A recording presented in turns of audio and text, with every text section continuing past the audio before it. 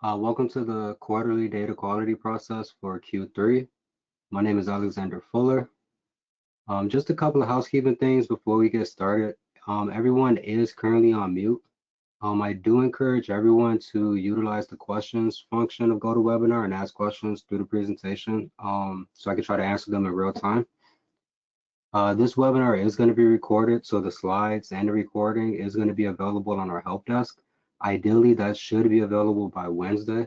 We will send out an email letting everyone know when that is available.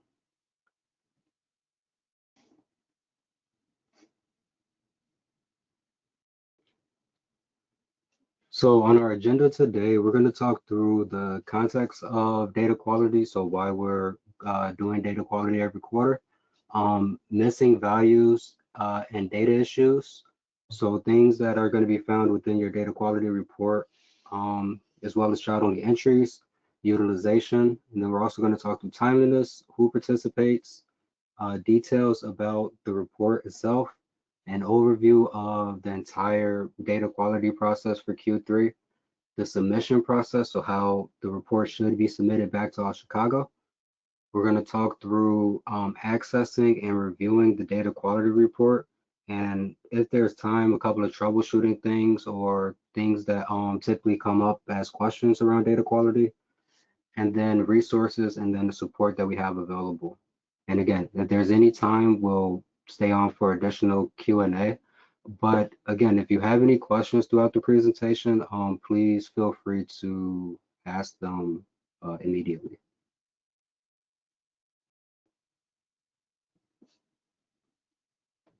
Okay, so to get us started, the Chicago Continuum of Care utilizes data-informed approaches to coordinate services and resources in its effort to end homelessness.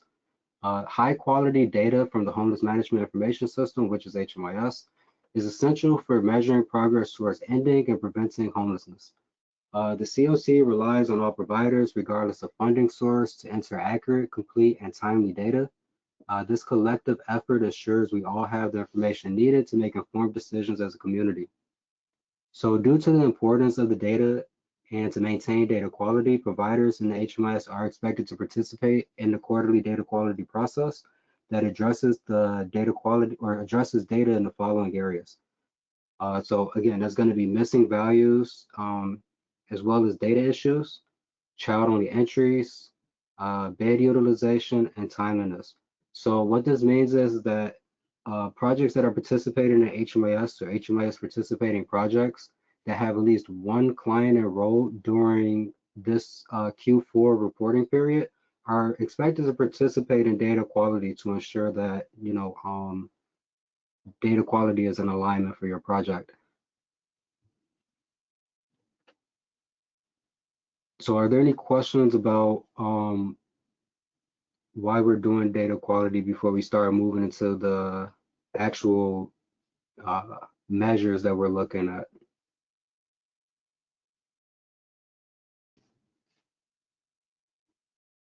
Okay, so the first thing we're going to talk through is missing values and data issues. So on the right side of your screen, you should be able to see a screenshot. This screenshot is the summary page that you're going to see on your data quality report that you pull from Business Objects. So this table here is going to list all the data elements that we're going to be measuring, which you'll be able to also find on the details page of that report. So I'm going to just run through the elements that we're looking at, and then we'll talk through how you should view this in terms of correcting your data. So we're going to be looking at name, social security number, date of birth, race and ethnicity, sex, veteran status, prior living situation, length of stay in previous place, relationship to head of household, client location, domestic violence, disability, income, non-cash benefits, insurance, and destination. One thing to be very mindful for when you're reviewing this is the required for section. So this column is going to identify which clients that are enrolled in your project, this particular data element is going to be measured for. So for example, the client's name, all clients are going to be required to have the name completed. When it comes to things such as veteran status, if you have children enrolled in your project, there's no expectation for the children to have veteran status completed. So it's only for adult clients. Also for client location, head of household only. So be mindful of what's required for what data element because it'll help you determine which clients need to be addressed when reviewing your data quality report. So the way that the summary page works is that no more than 5% of your clients enrolled in the project may have missing values or data entry errors, including instances where data not collected was selected. So even though data not collected is a HUD value, it does represent that there is missing value. So a missing value for the question. So that's the exact same way HUD would view that particular answer, although it is an official HUD answer. Name, social security number, and date of birth includes the list of client doesn't know and client prefers not to answer as data errors. For destination, that list is going to include no exit interview completed and other. So if you choose no exit interview completed, then that's an indication that no data was collected. And then for other, based on HUD's definition of how other should be used, it should only be used in cases where it has been confirmed with your HUD TA that other is the best option.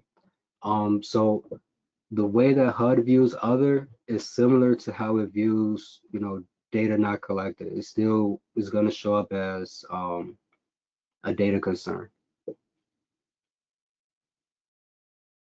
Are there any questions about the summary page or the data elements that we're going to be looking at for data quality?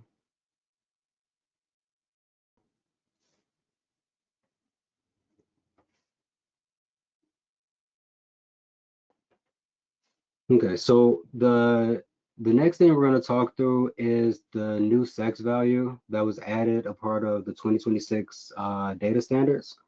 So as of right now, gender has been removed from the system as well as reports, including this one. It has been replaced with the new sex value.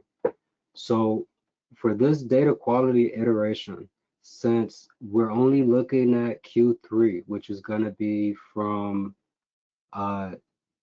July to the end of September, is not going to include newly enrolled clients as of 10/1/2025.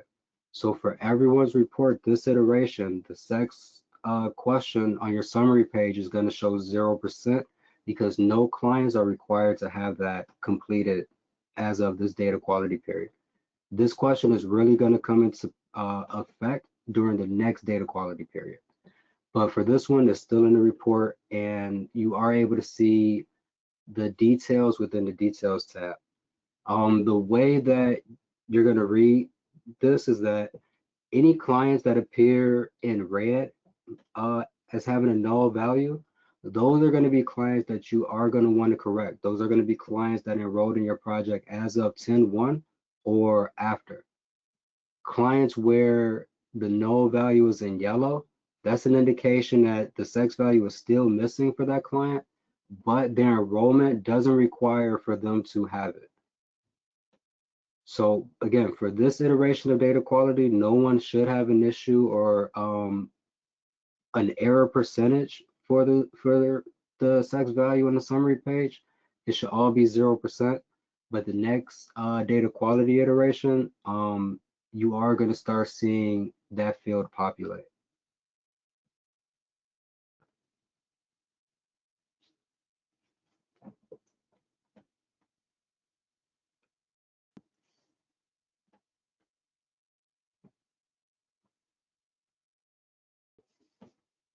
Okay, so the next thing you're going to also see on your data quality reports is going to be child only entries.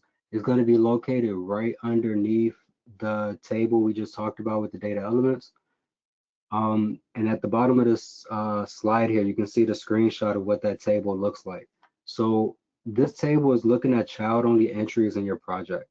So there must be 0 child only entries. A child only entry is flagged when a client under the age of 18 is enrolled in the project without being connected to a parent or guardian. So if you have any clients in your project that's enrolled by themselves and they're under the age of 18, then this is going to get flagged for you. If you are a project that service youth clients or unaccompanied youth, then we do ask if you do have clients that appear here, just let us know so we can account for that on our end. But ideally, the reason why these usually happen is due to a client or a child being separated from the parent or guardian. So typically a household would enroll in the project and a child would join after the fact. And sometimes connecting that child to the existing household doesn't go as planned, and that's what creates this child-only entry. Another instance is where a client is missing a date of birth. The way that the report is configured, if a date of birth is missing, then they're going to appear as being 0 years old. So they're going to show up here as well. So if you have an instance where you have one client missing a date of birth on your summary page, and you have that same client as a child-only entry, once you fix the date of birth, it's going to fix it in both spots. So child-only entries can be corrected, but if they are accurate, just let us know so we can account for them. Are there any questions about anything we covered so far?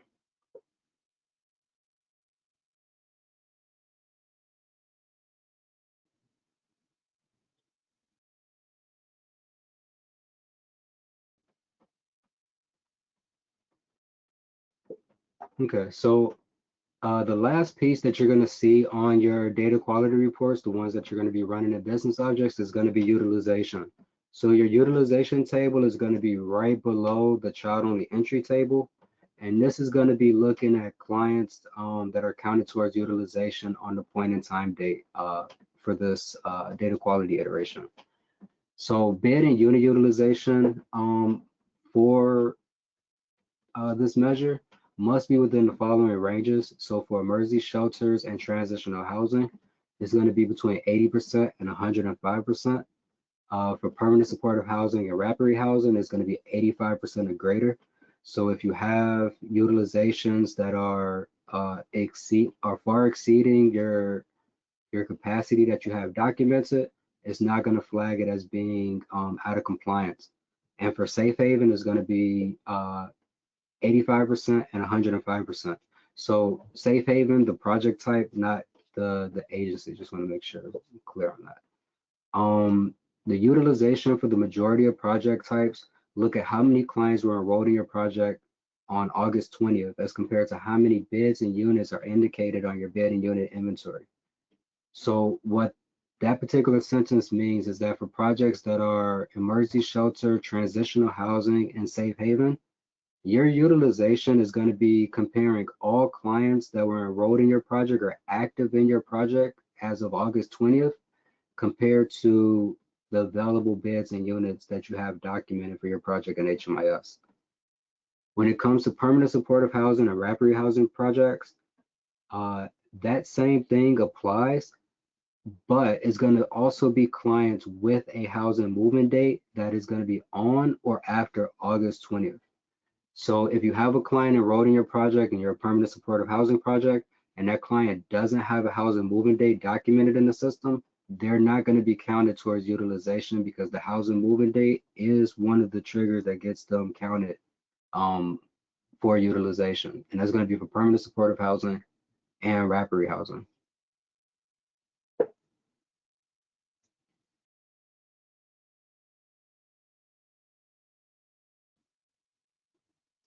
So on the right side of your screen, you're able to see the table that you'll have in your data quality report for utilization. The way that this is split up is actually into two separate tables, but they're measured as one thing. So you have a bed utilization and you have a unit utilization. Your bed utilization is going to be your actual client count to your bed inventory number. So if you have 100 clients enrolled in your project, all 100 clients are going to be compared to the number of beds you have available. When you look at the unit utilization, that's going to be looking at the household count versus your unit count. So let's say all 100 clients in your project are 2-family households. So ideally, you will have 50 households and however many units would be the comparison. So bed utilization is going to be looking directly at the exact client count, where unit utilization is going to be looking at the household count compared to the units. The way that compliance is measured is that one has to be in compliance for the whole utilization to be in compliance. So let's say you are in compliance for bed utilization, but you're out of compliance for unit utilization. Your whole project will still be considered as in compliance. So as long as you're in compliance for one, you're in compliance for the entire project. Are there any questions about utilization or how we measure utilization?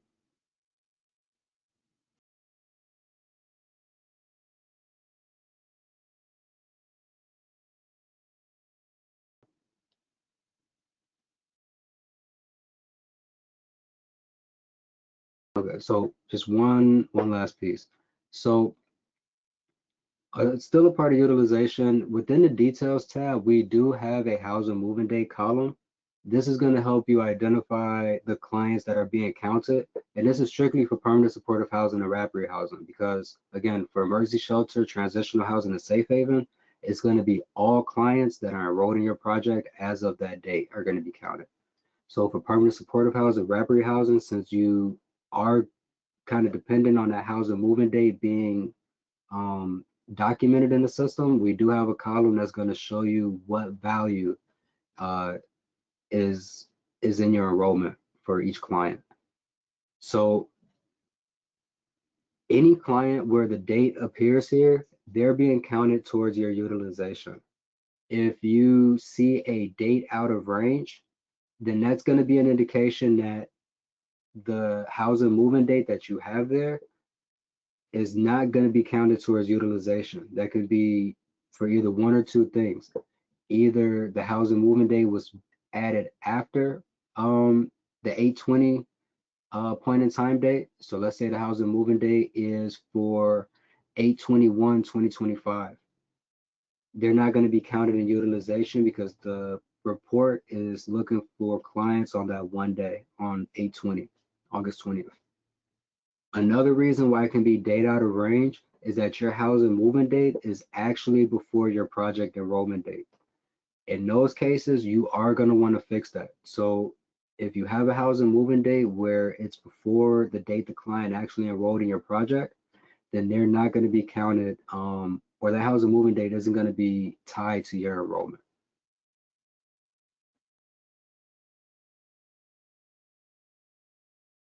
Are there any questions on how housing movement dates are tied to utilization for PSH and RH?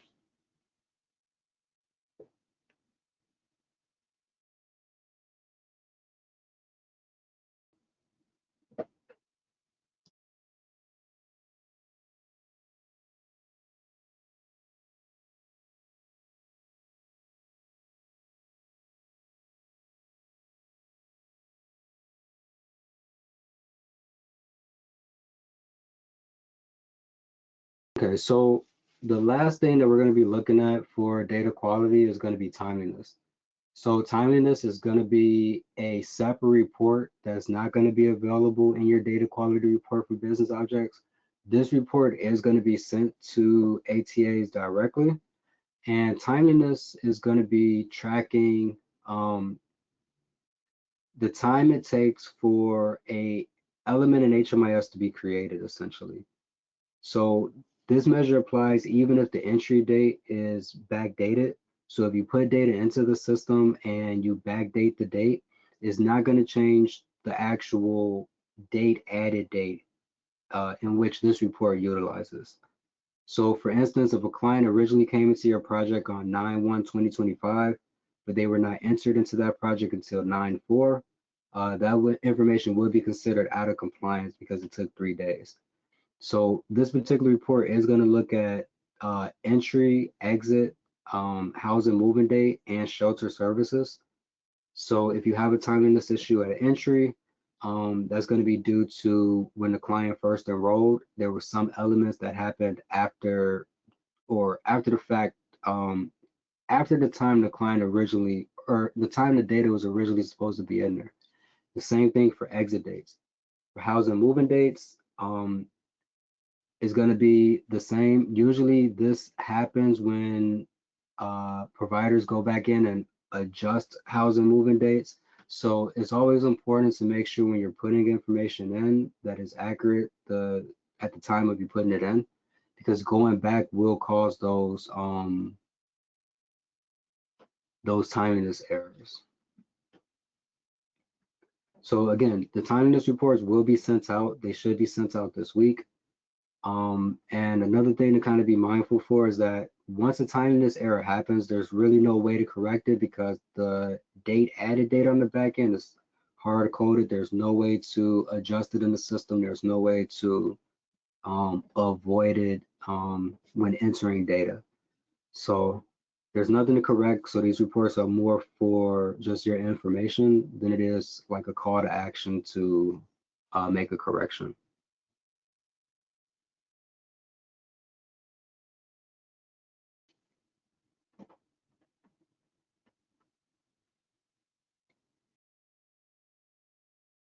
So who participates?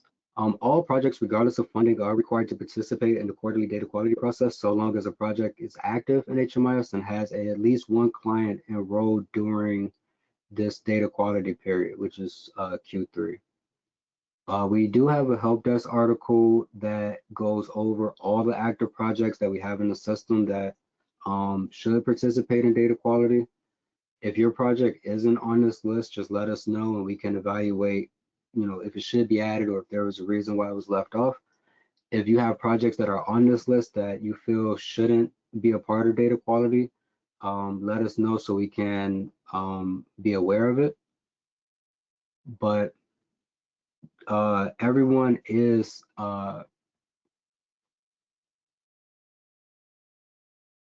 required to participate as long as you are participating in HMIS. So we do have one question. We operate an emergency shelter for families. Since many of our clients and households inadvertently exit the program, we weren't able to collect exit destinations for many.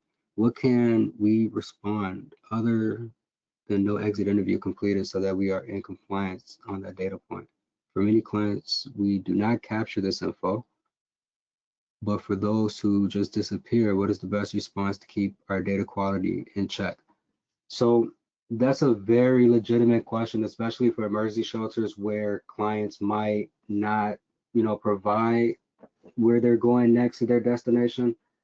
My recommendation is a part of your enrollment process. So when you're checking clients in, you should ask the question, what is your plan for tomorrow?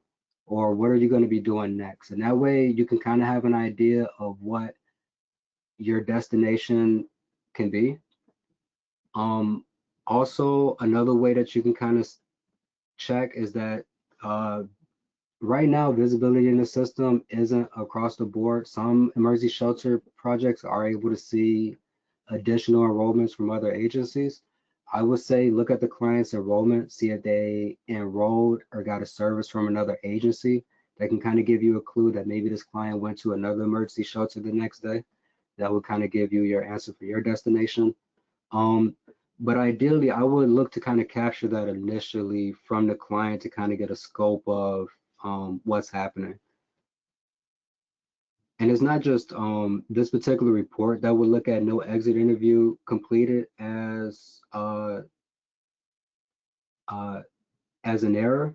So your HUD reports are going to view it the same exact way. So ideally, you're going to want to try to find a way to capture that information for clients. And I know it's not, possible in every situation, but that would kind of be my recommendation.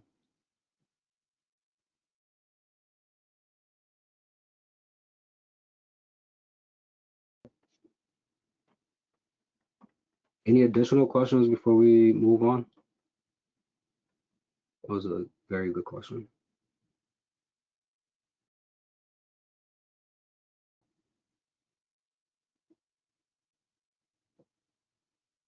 Okay, so report details. Reports must be generated for one project at a time. So when you run these reports in business objects, the report itself allows you to run as many projects as you like. I mean, I think that's a kind of a good idea, especially if you, let's say, have two emergency shelter projects or two permanent supportive housing projects, and you just want to go through all the data quality concerns for both projects at the same time, then that's perfectly fine to run, bulk reports to help with, correcting data. But when it comes to submission, only one report must be generated for a project at a time. They can't be combined. The reports will look at the period between July 1st and September 30th of 2025. So that's going to be Q3 data. So any clients enrolled or any exits are all going to be captured within this report. In the report, the point in time date is set for August 20th. So this is going to be the date in which we're using or we're looking at utilization for. So, clients that are enrolled in your project or have a housing moving date on that date or prior are going to be counted towards utilization. So that's going to be August 20th.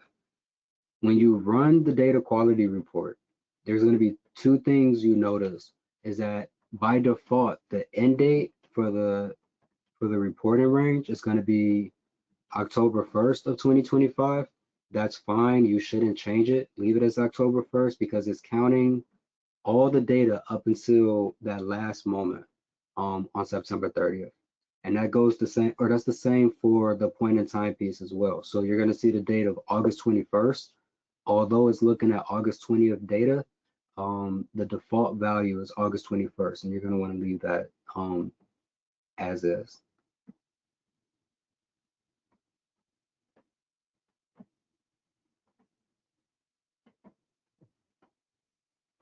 So to kind of give an overview of this quarter, so today, November 10th through November 21st is going to be the data quality process period.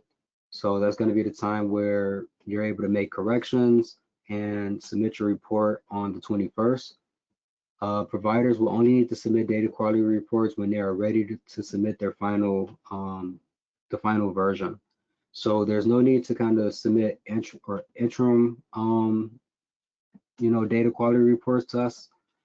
So the moment that you're satisfied with your report or the corrections that are made or your report is perfect, then you should send it in. There's no need to send anything in prior to that. The business objects reports, again, can be found in, well, the data quality report can be found in business objects and downloaded by users with access to business objects. If you don't have access to business objects, you're not going to be able to locate and generate this report. And again, what's covered in this report is going to be the missing values, the child-only entries, and your bed utilization.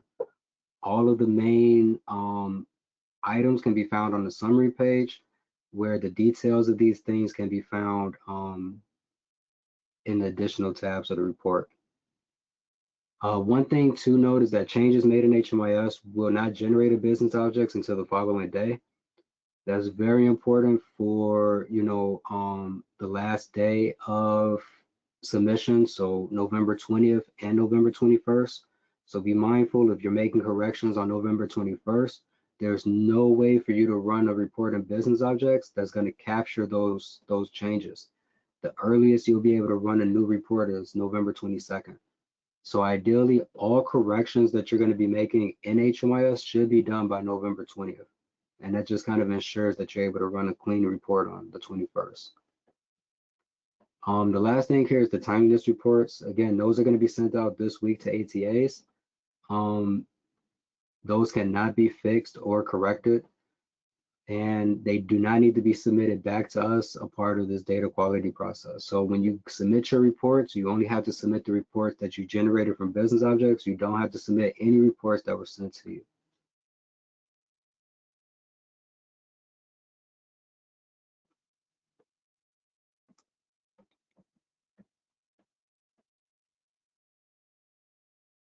So for the submission process, reports are to be submitted by November 21st deadline.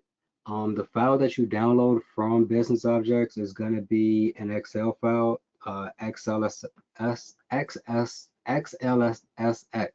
Man, that was tricky. So you're going to rename that file to match your project ID number as well as the date that you're submitting the file. So where you have the dashes in the file name, you're going to change that to your project ID number. If your project ID number is 3 digits, so let's say your project ID number is 833, you're going to want to ensure that you put a 0 before that to kind of make it a 4-digit number. If you don't do that, then there's a chance your file is going to get not included in the submission process. Are there any questions about submitting the report or the process in general?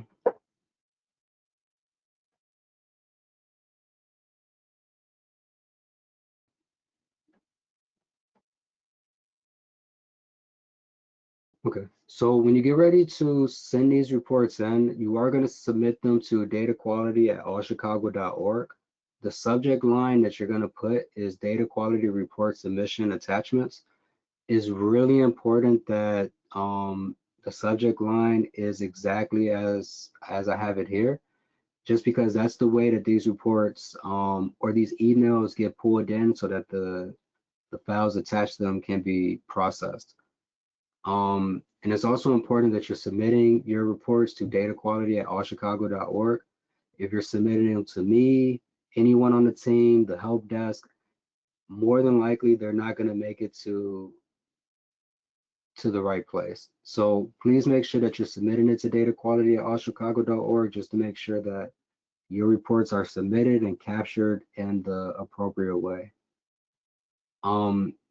And then agencies with one or more projects can attach all their data quality reports together in one email. There's no need to separate them. So I did mention that you can run a business objects report with multiple projects, but you're not going to want to submit them that way. You're going to want to run individual projects or run individual reports for each one. You can take all of those individual reports and include them in one email for submission. You don't need to send multiple emails per project. And again, one thing that we really want to highlight is that in Business Objects, it allows you to download your data quality report in many ways. So the only way that's going to be accepted is the Excel file. If you download a PDF and you try to submit a PDF, it's not gonna be counted for data quality. We're gonna ask for you to rerun your reports. So to kind of go quickly through the timeline, today, November 10th, is the first day of data quality. So the process did start today. Last Monday was the start of our office hours available. That's not on this list, but that did start last week. That ends on this Friday, which I believe is the 14th. November 20th is going to be the last day for making corrections to your report.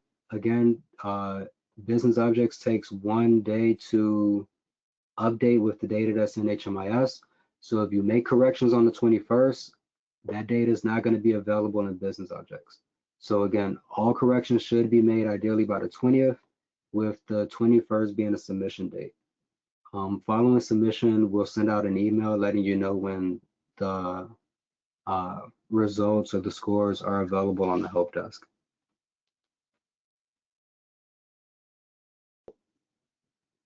Okay, so any questions before we kind of move over to kind of a live demonstration and talk through a few things?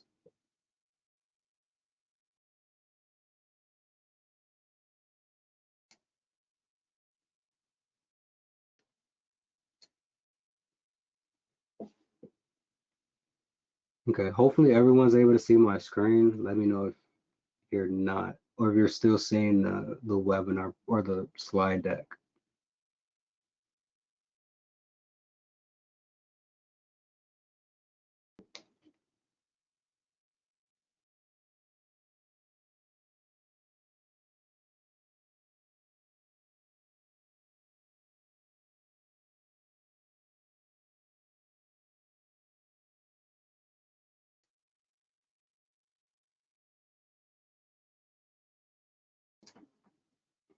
Okay, so I'm showing our training site right now, but it's going to be the exact same thing in our live site. So within HMIS, you have two spots in which you can find access to business objects. The most simplistic way is probably going to be here at the top of your screen, the top right corner, where you have connect to business objects.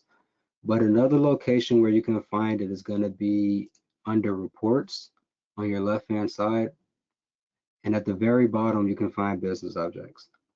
So if you click on this, it's going to open up a brand new tab for you, which is going to be your main homepage for business objects. One thing that I do want to highlight just really quickly is related to this data quality iteration, but just business objects reports in general, is that if you ever see retired before any report that you're running, then more than likely there's an updated report that's available. So that'd be the same for this iteration of data quality. If you have a data quality report that's favorited already, or you've ran it recently, but it now has retired in front of it, you're gonna wanna find the new report and then favorite that one and then start using that one going forward. So to find the data quality report, it's gonna be within folders. By default, you're going to land on public folders. You're going to click on Chicago Live folder, Chicago COC reports, and then finally data quality. Once you're in this data quality folder, you're going to see the Chicago DQ underscore year month date report. One thing to be mindful of is that you're going to always want to make sure that you're looking at the version description, because that's going to tell you if it's going to be the most recent version. So the current version is the one that's on 10/1/2025, the start of the 2026 fiscal year.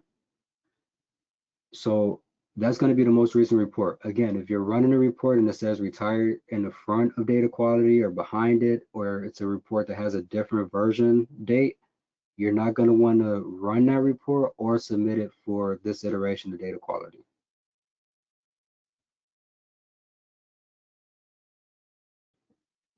So to run this report, you can do it one or two ways. My recommendation, especially during data quality periods, is to schedule this report. You can do that by right-clicking on the data quality report and clicking schedule.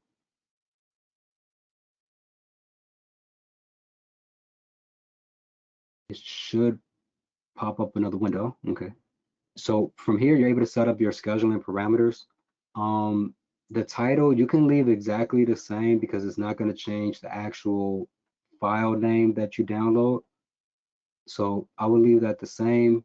Destination, you just want to make sure that it's going into your business objects inbox. And the next piece you're going to want to set up is the reoccurrence. So if you're running it for one time, you can set it up to just run now or run once. So if you want to have it available, you know, like in an hour from now or something like that, or come back to it, you can set it up this way. My recommendation is to set it up reoccurring for the data quality period, especially for ATAs, because then you can kind of make sure that you're always getting the most updated version every morning that you come in.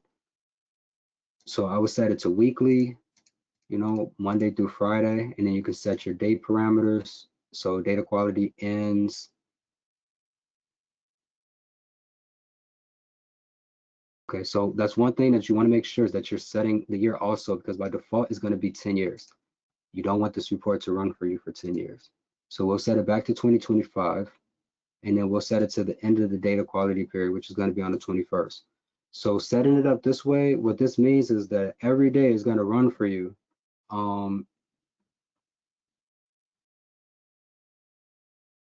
until the end of the data quality period. One thing to be mindful of is the time. So the time that you set here is going to be the time that it runs every day. So if you set this for 8 a.m., then every day is going to run at 8 a.m. until November 21st.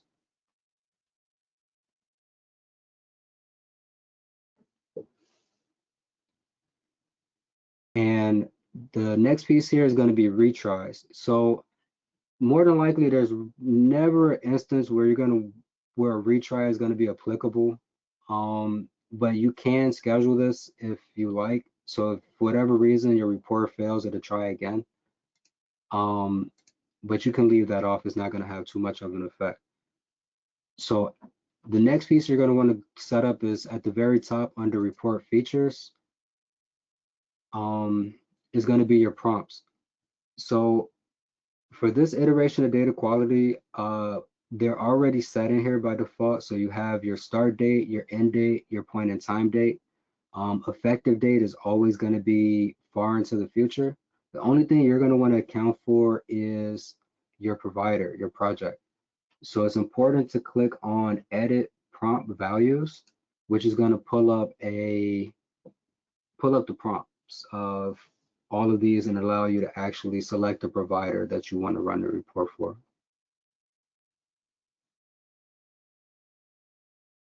So once you have all of that set up, you can just click schedule, but I'm just going to click close for now.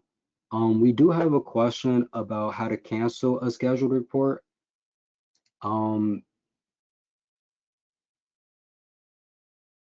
Give me a second and I can talk about that as well.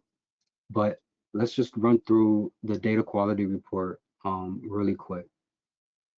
So if you're running a report just for a one-time run, you can just always click on the report. It's going to open up the report itself. It might take a second for it to generate.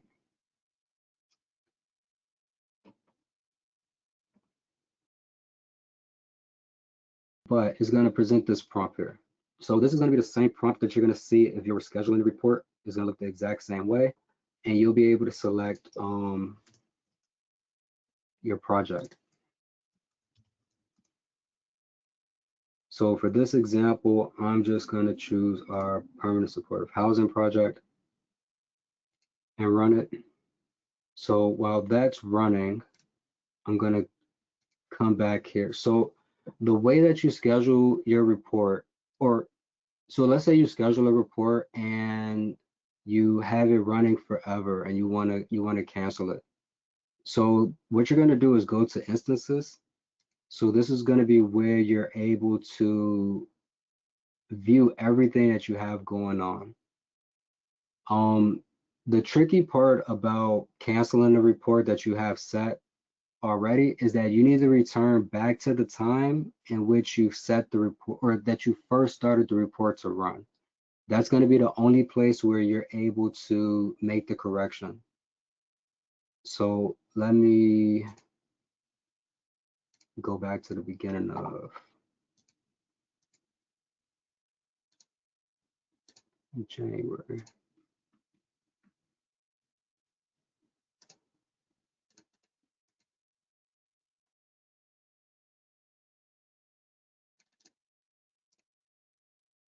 And once you have your parameter to see or your date parameter, you can click on the status here. So I would just leave this alone unless you exactly know what you're looking for. For scheduled, I would probably click reoccurring and you would click go.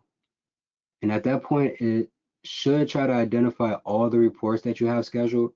For me, this is a test business objects account I have, so it's not going to pull up any of my recurring reports, but this is where you'll be able to do that. But it's just really important to set the time parameter correctly, just because that's how you're going to be able to see the exact report to cancel it. You'll see all of the times it ran, but the reoccurring one is going to be the one that you want. Okay, so back to the data quality report. Yeah, I didn't think there was any clients in here, but that's fine. So this is how the report's going to run. You have all of your applicable entries as well as your error counts. Remember, for all of your or for the data elements where it has all here is going to be every client that you have enrolled in the project. For the remaining ones where it has adults, head of households, this applicable entry count is going to be different because it's going to be less clients. And from there, the clients with the errors, and then of those errors, the percentage of the errors. So that's how this table is going to work. Child only entries is, again, right below your data element table. Child only entries can also be found on tab C. This is where you'll be able to find the details of clients that had child only entry issues. One thing I do want to mention is that these data elements here, all of this can be found within the client details tab. And I'll try and run through that really quick as well. And then down below is going to be utilization. So this summary page is all cumulative data. And it's not going to be like exact client information or client level. It's just all counts, and which can be found within the additional tabs. The next tab here is going to be your client detail key. So this tab here is kind of just a cheat sheet to understand the data quality report itself. So it covers what the yellow cells mean, what red cells mean for null, what DNC, so those are going to be missing values, data not collected. It goes over mismatches and HUD verification, so what those actually mean. And then it goes through where all of these fields can be located. In most cases, everything is found within the client assessment, but there are some things that do need to be updated or corrected, and that's going to be found in the client profile, such as the name data quality, social security number, the new sex value is there as well. So some things aren't available in assessment, so it's always good to kind of come here to if you have questions about that.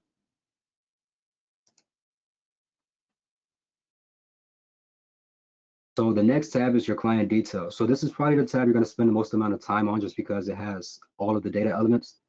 When it comes to first name, last name, and name data quality, as long as the client has a first name and a last name added and a full data quality name, or for the name data quality, they have full data or full name reported, selected, you shouldn't have any issues. If there's any discrepancies between the two, then that's going to flag a problem. So if your client has a first name, last name, and you put data not collected for the name data quality, then that's going to flag a problem. If any one of these are missing, then you're going to have a null value. Similar to social security number. So for social security number, if a client has a social security number and the data quality for it value doesn't match what's there. So if you have a full social added and the data quality you put partial, then that's going to flag an error. If you have a partial social security number added and you click full social security number reported, that's going to flag an error. One question that always comes up is clients that might not have a social security number. So the guidance we've received from HUD is that they are supposed to choose client doesn't know. So that's going to be the only answer that you should choose in those situations. And for data quality, it would be the same thing. Date of birth, again, that's going to be found in the client profile. If you have a date of birth missing, you're probably also going to have a child only entry error. So, this column is going to be where you'll identify those clients, as well as the date of birth data quality. So when it comes to these data quality questions, they all work the same. So it's dependent on the actual question itself. So if there's any mismatch between the two, those are going to flag problems.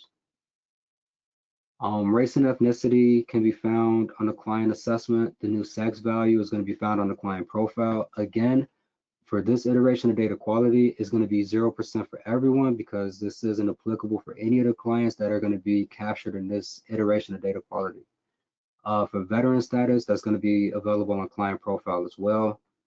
Client profile. For prior living situation, length of stay.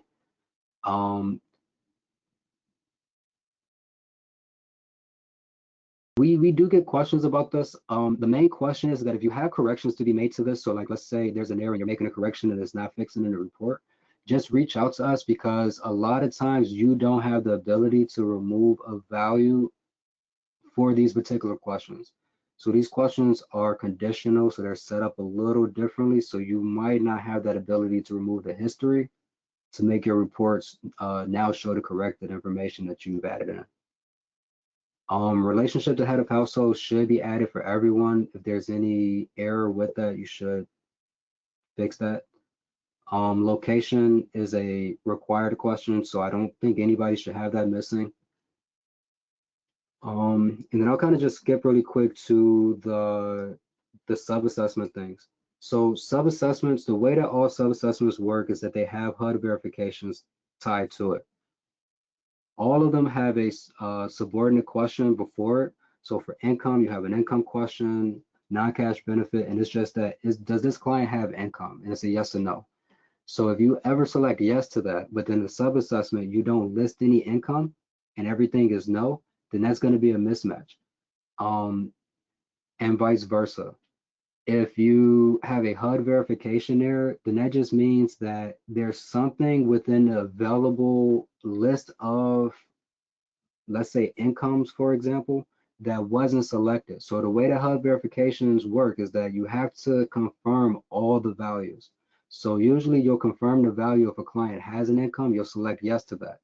But what happens is that the HUD verification allows you to select no, which you're confirming no to the rest of the values. So that's what HUD verifications do. If you have an error for that, then that just means one of those values is missing a no or missing a yes. For housing moving date, again, this is really only here to support permanent support of housing providers and rapid housing providers to understand what their utilization is capturing. So again, any questions, refer to this tab here. If you have a client that shows out of range of the PID date, then that's one or two things. Either it's the client just doesn't necessarily qualify to be counted in this iteration of data quality or for this particular point in time date, which is fine. They don't need to be counted. You don't need to make any corrections. Or if you look at the client and their housing movement date is before their enrollment date, then that would be an error you would want to fix. But ideally, if the date is shown here, then those are the clients that are counted in utilization. For destination, the only thing that you really want to be mindful of is trying to just pick an accurate destination for where your client goes. The two things that are going to count as errors is no exit interview completed and other. Other you shouldn't use in general just because based on HUD's guidance is really an undesirable answer. So like you don't want to, that's an answer they don't really want you to pick. In the data standards, they actually require you to reach out to HUD TA and confirm with them the reason why you want to utilize that answer. And from there, they should be able to work with you to find a more applicable answer that's in the list of available, options. So ideally, others shouldn't be used in any circumstance.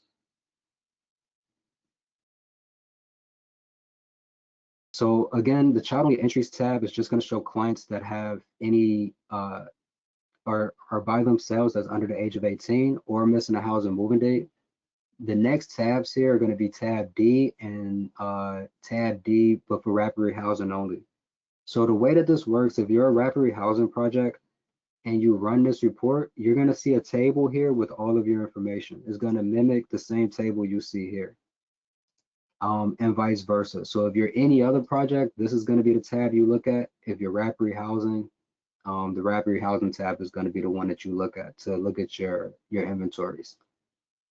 And then the last tab is just kind of your parameters that you've set in the report and then kind of a cumulative count of all the clients enrolled. I know I went through that pretty fast, but are there any questions that I can answer really quick?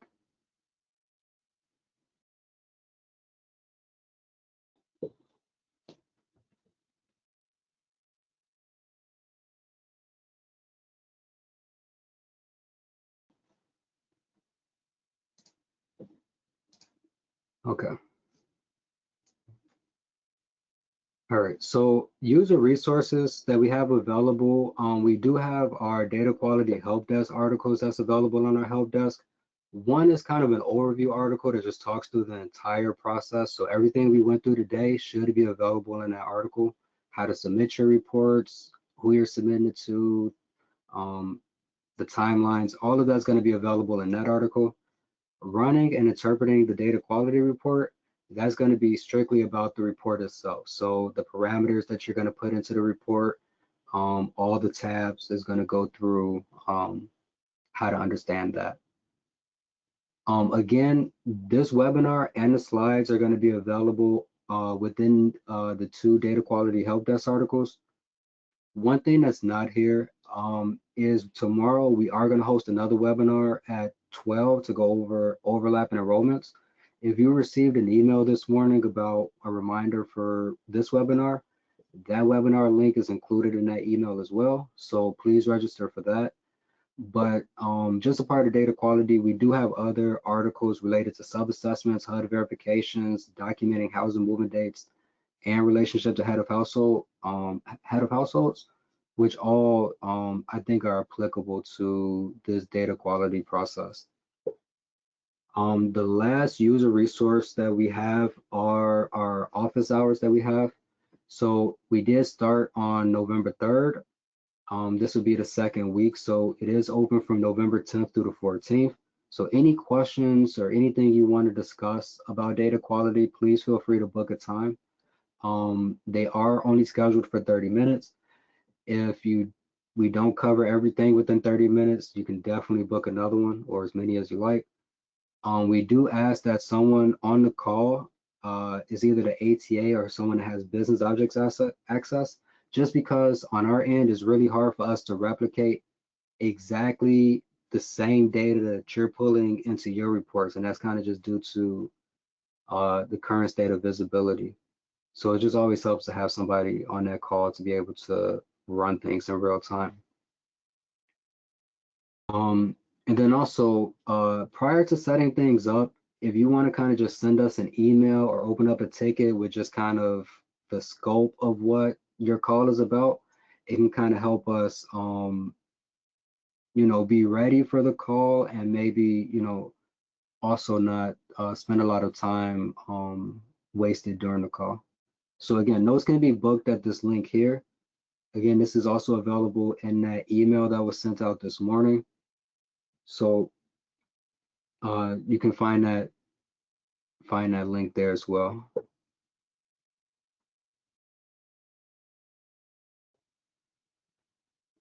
So we do have a question, can I put the overlapping enrollment link in? So I can do that. Just give me 1 second. I believe this is the last slide. Yes. So just give me a second. I'll try to put the overlapping enrollment link into the chat for everyone.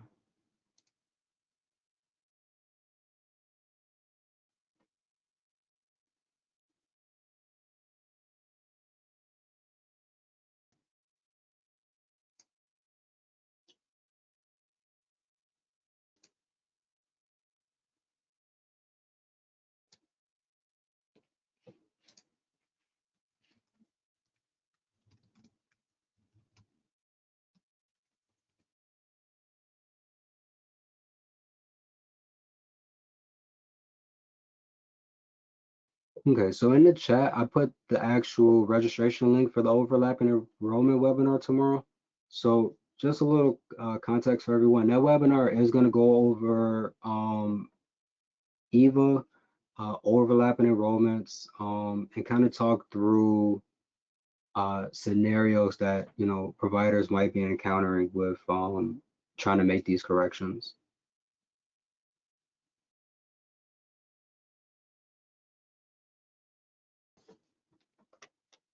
Okay, and we're a little bit over time, but I will stay and answer any additional questions. But for everyone else, thank you again for joining the webinar today. If you have any questions after the fact, please feel free to reach out to the help desk with any questions.